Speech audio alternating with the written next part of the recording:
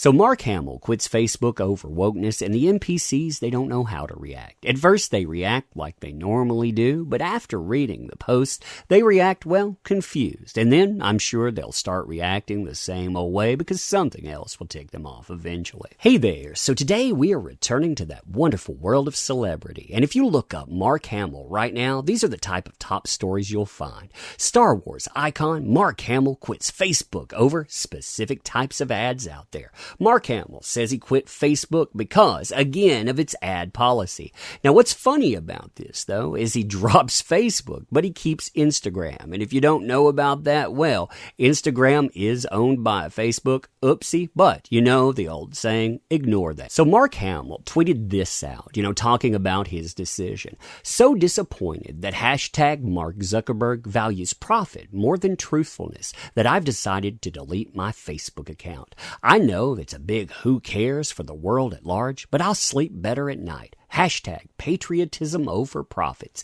And then he links in an article. Now you'll notice the big thing in that, this is a Twitter post, and you'll notice how many likes this gets. 177,000. He's also gotten around 28,000 comments on this. So if you say, why is this a big deal?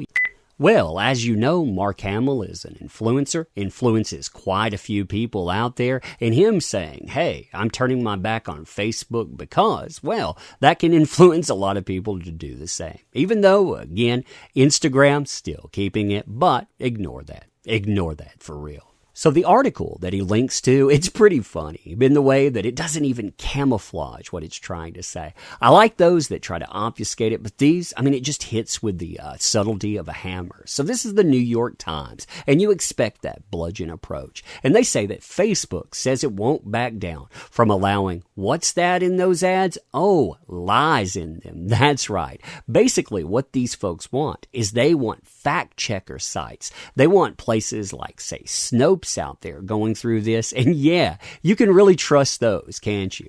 The company, it goes on, was under intense pressure to adjust its policies. But in this election year, no big changes are planned. So, you should go out and you should basically fact check this stuff. But the problem with that, again, is who does it. And when they do that, how many politicians would actually be able to run ads at all? Now, the reactions to this have been pretty funny, and I want to go through a few of those. Here's one of my favorites because it makes me really question how exactly you get along here. So how many other famous people are willing to stand up for democracy? Delete their Facebooks like Mr. Hamill. You're standing up for democracy there. Man, fireworks and jazz hands, jazz hands. We could call it the Mark Hamill Challenge if Mr. Hamill does not mind.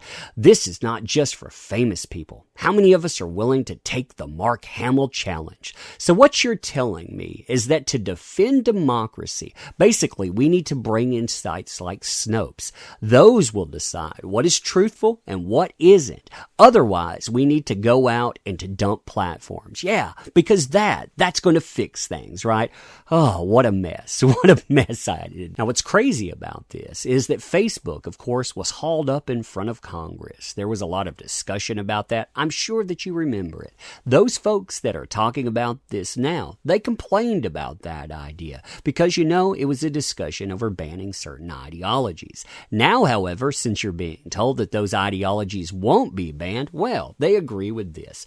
Defying pressure from Congress, Facebook said on Thursday that it would continue to allow political campaigns to use the site to target advertisements to particular slices of the electorate, and that it would not police the truthfulness of the messages sent out. This stance puts Facebook, the most important digital platform for political ads, at odds with some of the other larger tech companies, which have begun to new limits on political ads. Facebook's decision, telegraphed in recent months by executives, is likely to harden criticism of the company heading into this year's election. Now, what's hilarious about this are all of the people people that want to be up in arms too. You see them talking back and forth here. I tried, but it won't let me. Well, just go out and leave it inactive. That'll work out. They want users that are going to be engaged. I would love to do that, but I have family members there. And people tell them, hey, why don't you get them to sign up for Twitter? Now, can you imagine that? Getting people to sign up for Twitter, one of the worst platforms out there, if you don't agree with people. Oh man, look, you have family out there. Well, somebody will probably go after and treat them like absolute trash because you posted some inane thing on an idle Tuesday. That's the way that goes. You have all of these people that are totally upset about this, and it just keeps going on and on and on. But they're not upset about the fact that Facebook sells your information. If you are going to quit Facebook, you should have quit months or years ago. This reason? It's nothing. Now, what's hilarious about this, too, is that Mark Hamill will eventually have these people turn on him again.